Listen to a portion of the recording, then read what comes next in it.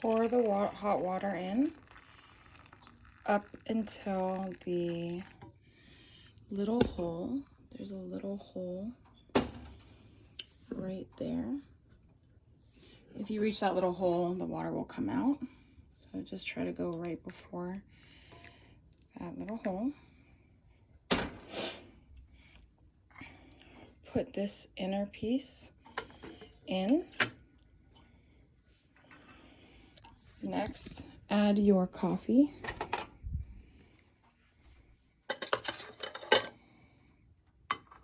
You can do as much or as little as you like.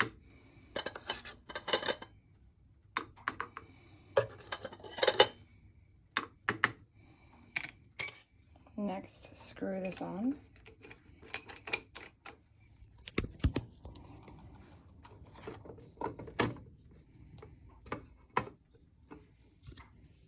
Not too tight.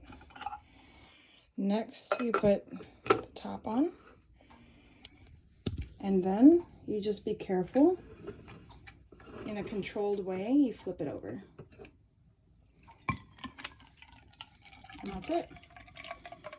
Coffee will start falling down into here. And then you can just pour it from the spout into your cup.